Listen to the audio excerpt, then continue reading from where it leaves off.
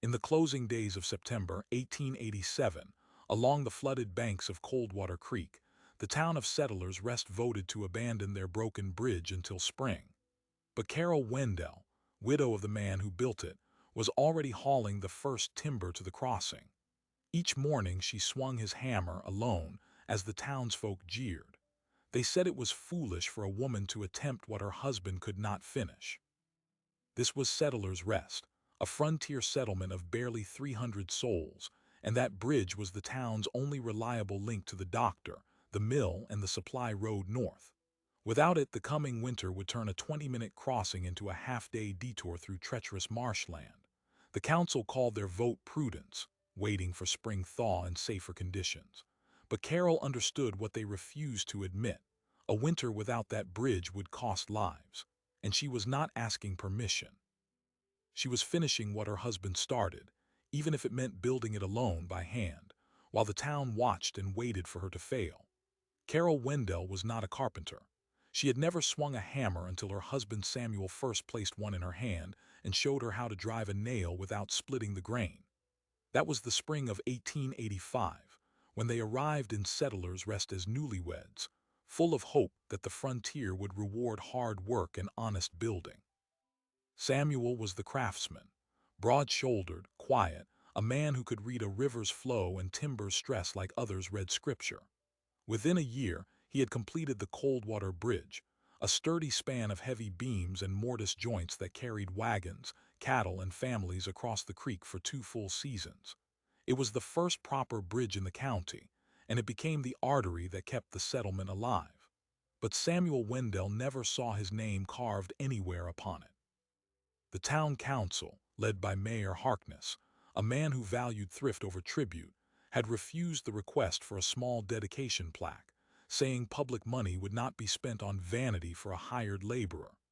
Samuel swallowed the insult quietly, for the sake of the work, and Carol never forgot the weight it placed behind his eyes. Then came the flood of August 1887. 2 days of unrelenting rain swelled Coldwater Creek into a violent torrent of mud and uprooted trees. On the third night, the central span collapsed. Samuel was killed a week later in an unrelated blasting accident at the quarry north of town, leaving Carol widowed at 29, alone in a one-room cabin with nothing but his tools and his dog, a caramel-colored mongrel named Barley. When the council met on September 28th to discuss the bridge, the town hall was packed. Carol stood in the back, still wearing mourning black. Mayor Harkness laid out the argument. Rebuilding would require at least 8 strong men, heavy equipment, and significant cost. Winter was approaching. The prudent course was to wait until spring, use the long detour through the marshland for emergencies, and let the community conserve its resources. One by one, the councilmen nodded. The vote was unanimous. The bridge would not be rebuilt until the thaw. Carol stepped forward and spoke for the first time. She offered to coordinate the work herself, using Samuel's plans with any able hands who would volunteer. The room fell silent for a long moment. Then someone laughed. Harkness thanked her for her womanly concern, but explained that bridge building was no task for a grieving widow. The session adjourned. That night, Carol sat at Samuel's workbench and traced her fingers over the oil-stained diagrams he had drawn.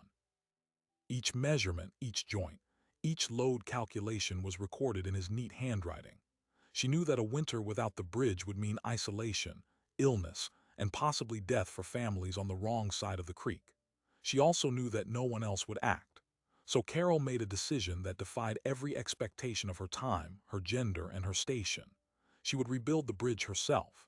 At dawn the next morning, she hitched Barley to a drag sled and hauled the first salvaged beam to the creek bank. The air already carried the bite of autumn. She wore Samuel's leather apron over her faded prairie dress, her dark hair pinned tight beneath a woolen shawl. She raised his hammer, a heavy framing tool with a worn hickory handle, and began to drive pegs into fresh-cut timber. The sound echoed across the water, slow, deliberate, alone. By midday, a small crowd had gathered on the far bank, watching in disbelief. Some called out taunts. Others simply shook their heads and muttered that grief had addled her mind. But there was something in the way Carol measured twice and struck once. in how she paused to check the level that looked less like madness and more like method. She was not guessing. She was following Samuel's plan, step by step, as if he were standing beside her. By the second week of October, the skeleton of the new span had begun to take shape. Carol worked from sunrise to sunset, stopping only to eat cold biscuits and drink creek water. Her hands blistered, then calloused, then bled through the calluses. The physical pain was nothing compared to the isolation.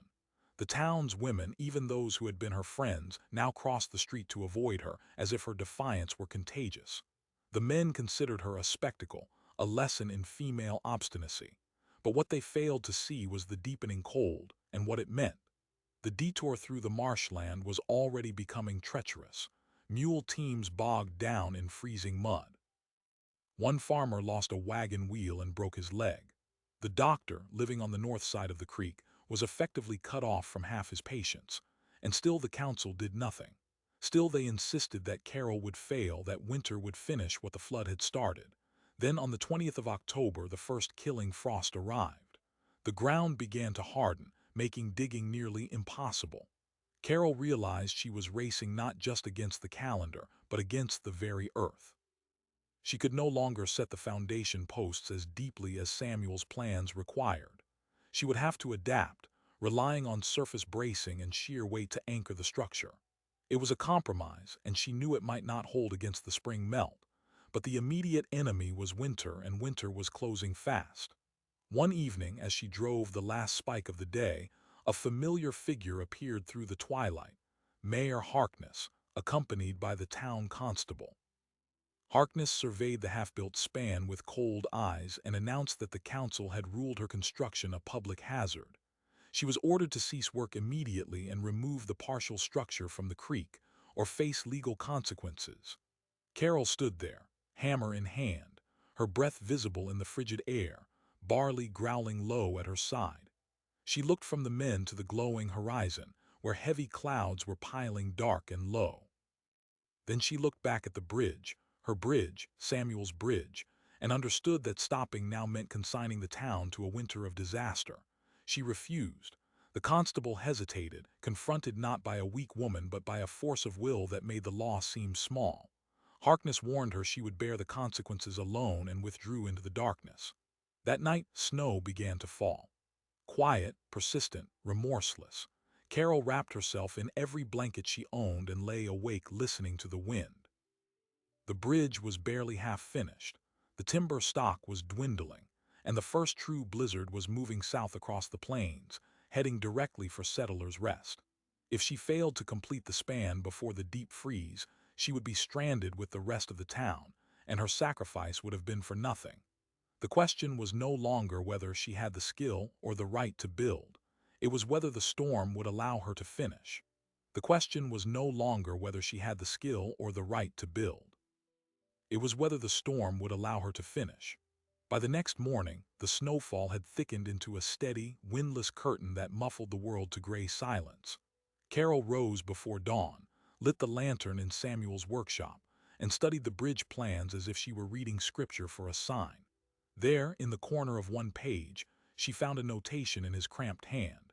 If frost sets before footings dug, pack earth with wet snow and let God's cold do the rest. She had skimmed past it before, thinking it a joke. Now she realized Samuel had once faced the same desperate deadline she now faced, and he had left her an answer. She dressed in every layer she owned, wool stockings, 2 skirts, her heaviest shawl, Samuel's leather apron, and trudged to the creek with Barley at her heels. The half-built bridge stood frosted and skeletal against the pale snow. Carol did not look toward town. She did not think about Mayor Harkness or the constable or the legal consequences that waited like coiled snakes. She began to work. The technique Samuel had noted was deceptively simple. She dragged bucket after bucket of creek water to the exposed foundation posts, then packed wet snow around the base of each timber, tamping it down with the back of her shovel until it formed a dense, icy slurry. In the freezing air, the mixture hardened within minutes, welding the posts into a solid block that would only grow stronger as the temperature dropped. By midday, She had created 4 massive ice-and-snow buttresses that anchored the bridge more firmly than any deep-dug footing could have in unfrozen soil. The frost was no longer her enemy. It had become her silent partner. But her body was paying the price. Her fingers, wrapped in wool mittens soaked through from the water, had gone pale and numb. She knew frostbite when she felt it. Samuel had warned her about the creeping white death that could take a finger or a hand before a person noticed. She paused every 15 minutes to thrust her hands inside her dress, against the warmth of her stomach, until the stinging blood returned. Then she went back to the water. On the second day of the snowstorm, the first visitor arrived. Not Harkness, not the constable, but Dr. Elias Webb, the physician who lived north of the creek and had been cut off from half his patients since the bridge collapsed. He was a gaunt, gentle man of 60 winters, with hands that had delivered more bobbies in the territory than he could count. He dismounted his horse and stood at the edge of the construction, watching Carol balance on a crossbeam with a hammer in one hand and a spike between her teeth. When she climbed down, he did not scold her. He handed her a flask of hot coffee and said, "Mary Clayton's boy has the croup. I can hear him coughing from my porch, but I can't reach him without this bridge. You finish it, I'll bring you supplies every morning. The council can find me if they wish." Carol accepted the coffee. She did not weep, though she wanted to. She simply nodded and went back to work. Now the bridge began to rise in earnest. The main span, a truss of interlocking beams that Samuel had designed to distribute weight across the creek's width, had to be assembled in the air, suspended by rope, and pulled into place with a block and tackle that Carol rigged from an overhanging oak. It was work for 4 strong men, not one woman and a caramel-colored dog. Barley learned to pull the haul rope on command, straining against his padded harness while Carol guided the beam with her shoulder. Inch by inch, the massive timber rose from the ground and settled into its iron brackets. When it clicked home, Carol allowed herself a single breath of something that felt almost like joy. But the town had not forgotten her. On the third day, while the snow fell thicker than ever, a figure appeared on the south bank. The constable, a man named Thaddeus Finch, who had been a friend of Samuel. He stood in the storm with a warrant in his hand, the paper already wet and crumpled. Harkness had ordered him to arrest Carol for defying the council's injunction and to tear down the illegal structure. Finch looked at the bridge, then at Carol, who was perched on the beam with a rope around her waist, the hammer still moving. He looked at the warrant. He folded it slowly, tucked it inside his coat, and said, "I can't read in this light. Storm's too thick. I'll come back when it clears." Then he turned and walked back toward town, his footsteps vanishing almost instantly beneath the new snow. Carol knew his loyalty would only delay the inevitable, but it gave her one more day, maybe 2. That night, alone in the workshop, she discovered the second secret Samuel had left behind. Inside the false bottom of his tool chest, she found a small wooden plaque already carved with his name, Samuel Wendell, Builder. This bridge stands for those who cross it. Below the name was a date, the very date the council had refused his request. He had made the plaque anyway, waiting, perhaps, for a moment that never came in his lifetime. Carol held the smooth cedar in her hands, traced the letters with her cracked fingers, and understood the full weight of what she was truly building. It was not just a crossing. It was a memorial. The storm intensified overnight. By the morning of October 26th, the snow had climbed past the windowsill of her cabin, and the wind howled through the chimney so fiercely that the fire guttered and smoked. The world outside had become a featureless white abyss, but the bridge was nearly complete. The deck planks were laid, the railings partly installed, the ice buttresses frozen solid as granite. Only the final approach ramp on the north side remained, a short span of planks that would connect the truss to the far bank. Carol could finish it in an afternoon if she could survive the trek across the creek. She lashed a rope from the workshop door to the bridge abutment so she would not lose her way in the whiteout, then began hauling the last load of planks on the drag sled. Barley pulled beside her, his fur crusted with ice, his breath coming in short frosty bursts. The creek below was silent now, frozen over in places, and the sound of her boots on the bridge was a hollow echo that the wind swallowed. She had never felt so alone. Halfway across the span, the wind shifted. A violent gust slammed into the bridge broadside, shaking the timbers like a dog shakes a rat. Carol dropped to her knees and clung to the railing, feeling the whole structure groan and twist beneath her. For a terrifying second, she heard something she had dreaded since the first nail was driven, a sharp crack, like a bone breaking, somewhere below the deck. One of the iron bracket pins, weakened by hidden rust from the old bridge salvage, had snapped under the lateral pressure.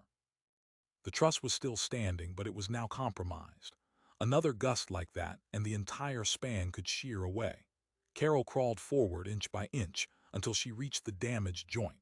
The broken pin was hidden deep within the truss, nearly impossible to replace in these conditions.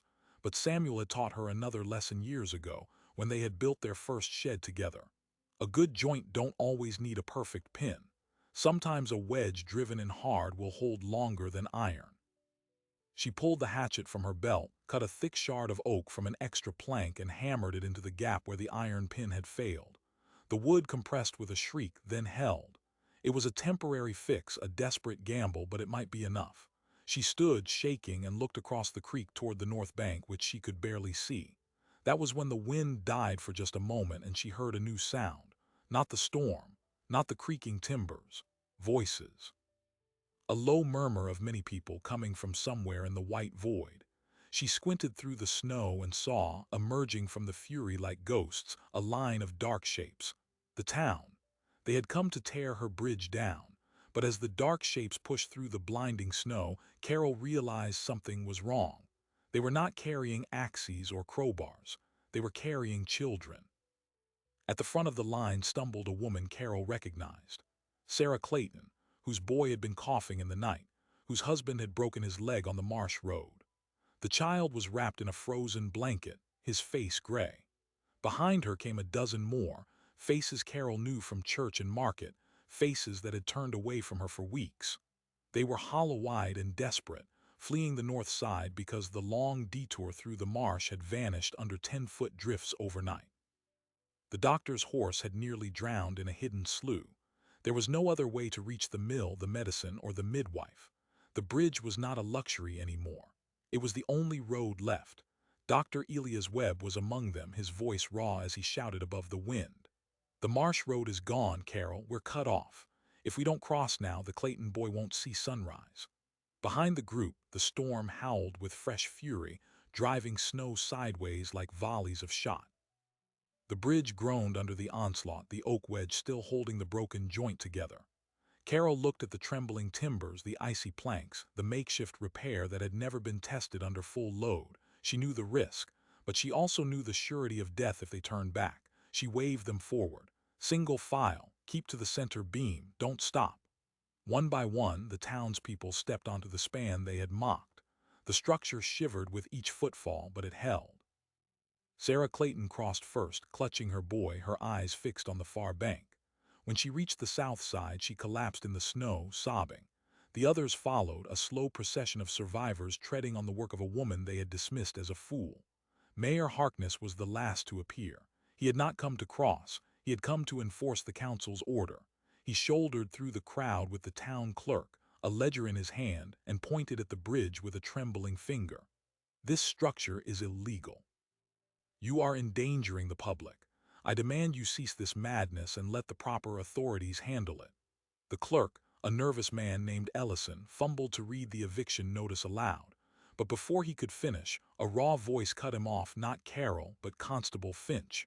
Finch stepped forward, the same warrant still crumpled in his coat, and planted himself between the mayor and the bridge. "I told you, Harkness, I can't read in this storm. And I'm not going to arrest a woman who's saving lives while you hold a pen." The crowd murmured, and for the first time the balance of power on that creek bank shifted. The mayor's authority had laws behind it, but it no longer had the people. Then came the moment that truly broke the dam. Sarah Clayton, still on her knees in the snow, looked up at Harkness and spoke in a voice thin but steady. "You told us waiting was prudence.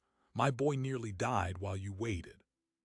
That woman," she pointed at Carol, "built more with a hammer and a widow's grief than this council built with all its meetings." The words hung in the frozen air. Harkness's face reddened, but he said nothing.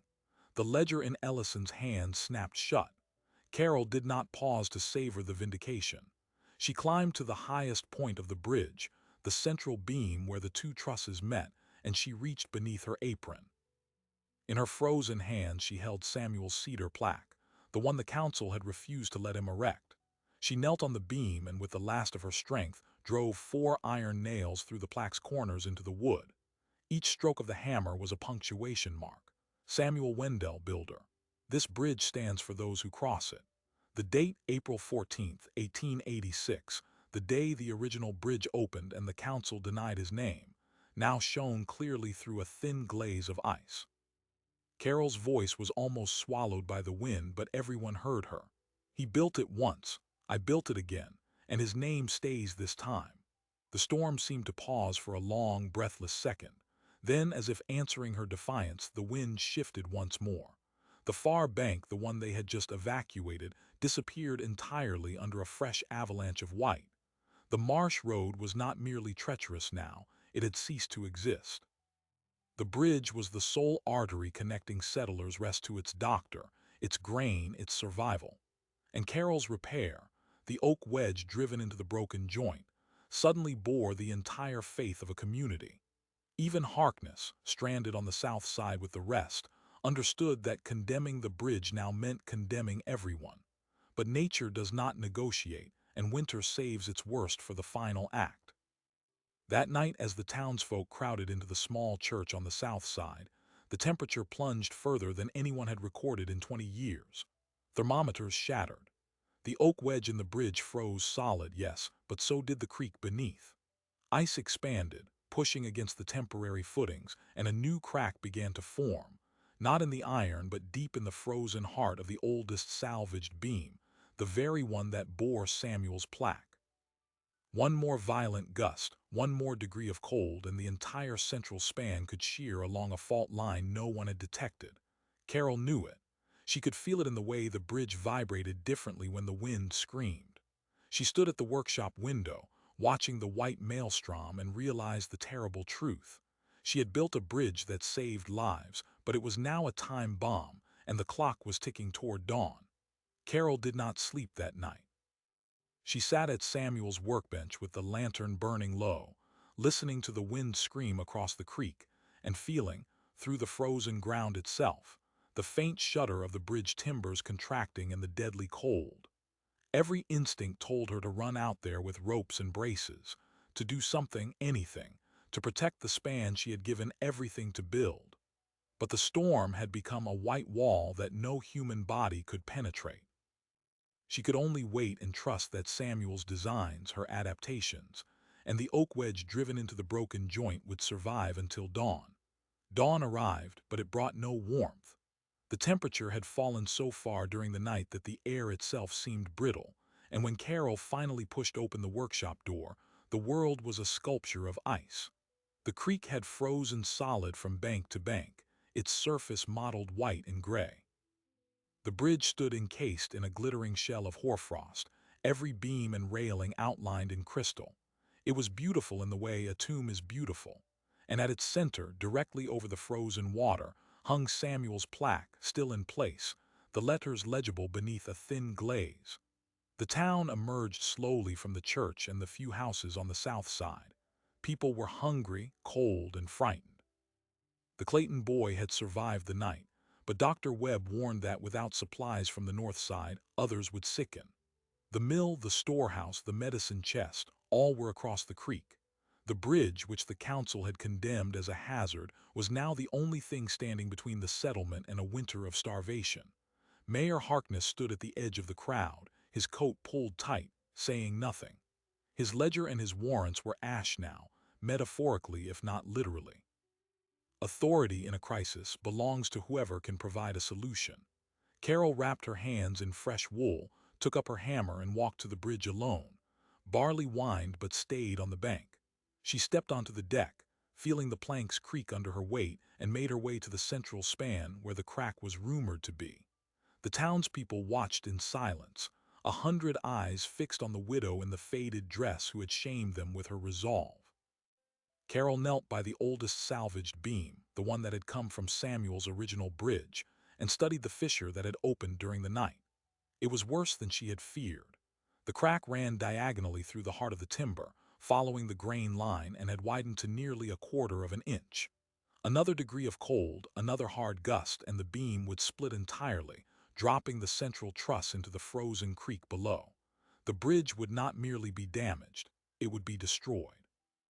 But Carol had learned something during those weeks of solitary labor that no council meeting could have taught her.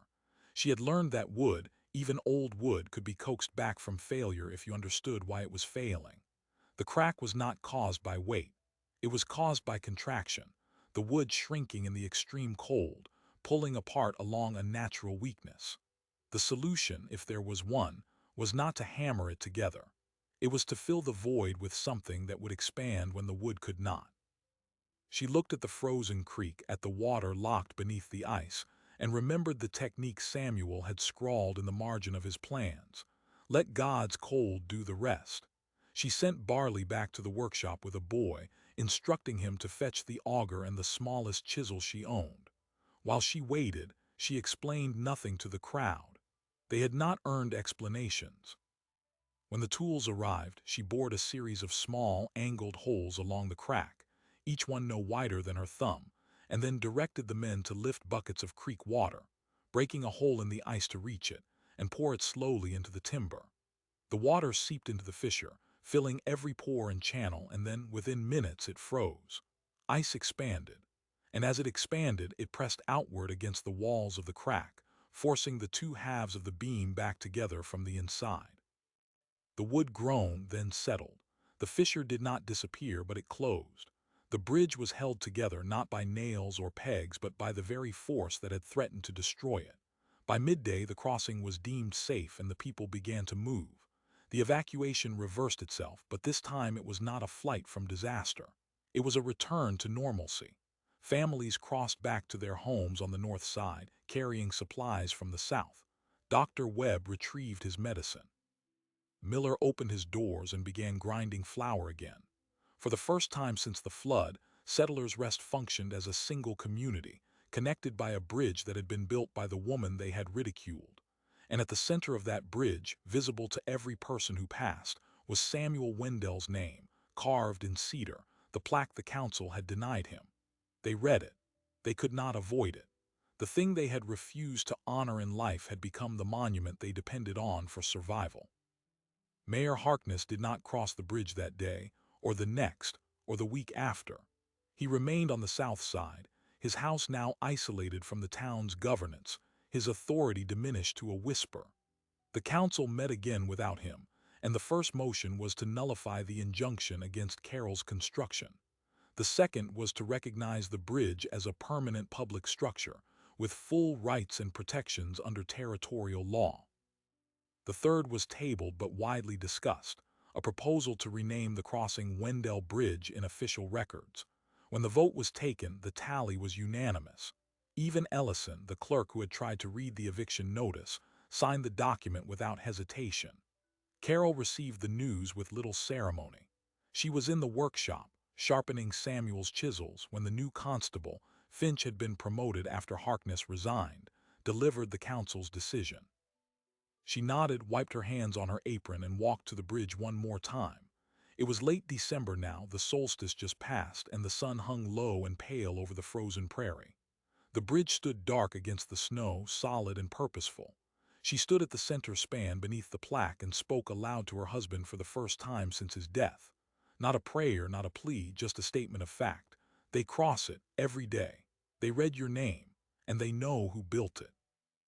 Then came the final surprise, the detail no one expected. In the early spring, when the thaw arrived and the creek began to run again, the ice buttresses that Carol had packed around the foundation started to melt. But they did not disappear cleanly. As the water receded, it revealed something that had been hidden beneath the frozen silt. A second set of foundations, older and cruder, directly alongside Carol. Samuel had not built the original bridge alone. He had started a second crossing years earlier, perhaps a test span or a backup, and never told anyone, not even Carol. The timber was rotted now, but the arrangement of the posts matched his handwriting in the margins of the plans, a secret message from beyond the grave. He had known the crossing was vulnerable. He had prepared a contingency, and in the end, it was his widow who had completed the work he could not finish. The discovery changed the story of the Wendell Bridge from one of defiance into something larger, a partnership that death itself had not interrupted. The plaque remained, the crossing endured, and Carol Wendell, who had never sought fame or office, became the first woman in the territory to hold a seat on a public works committee, appointed not by petition but by acclamation, because no one else understood the river and the cold as she did. She accepted on one condition, that every bridge built in the county thereafter would bear the name of its builder, no matter who they were. The motion passed, and from that year forward every timber span in that part of the frontier carried a small brass plate screwed into the central beam, inscribed with a name and a date. It started with Samuel, but it did not end there. The tradition spread to other towns, other territories, a quiet law that honored the hands that lifted the beams.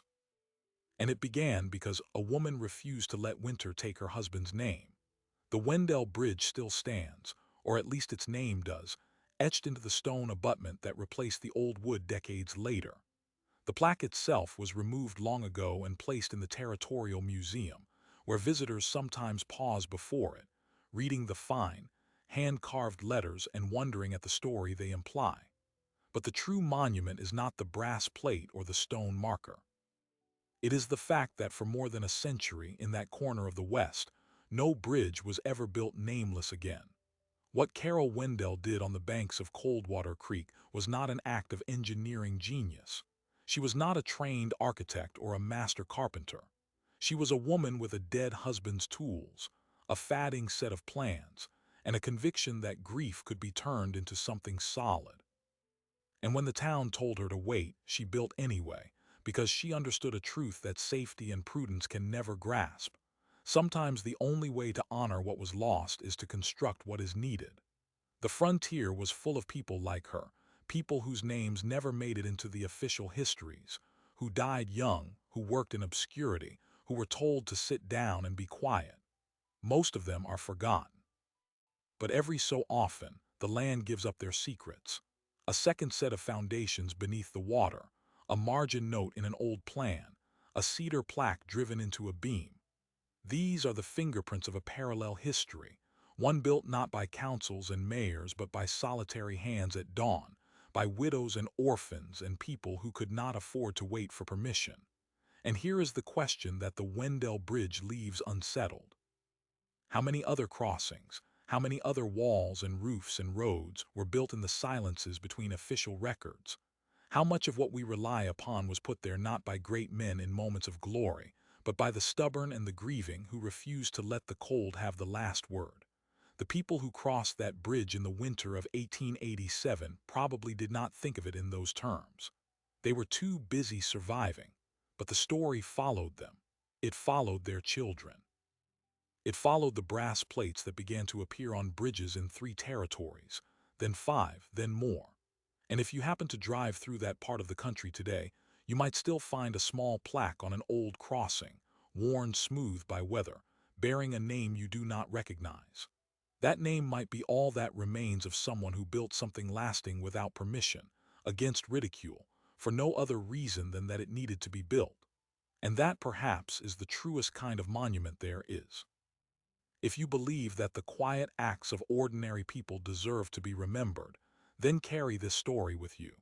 Subscribe to this channel for more tales of the frontier's forgotten builders, and share this video with someone who needs to be reminded that one person with a hammer and a memory can still change the course of a community. I will see you in the next one.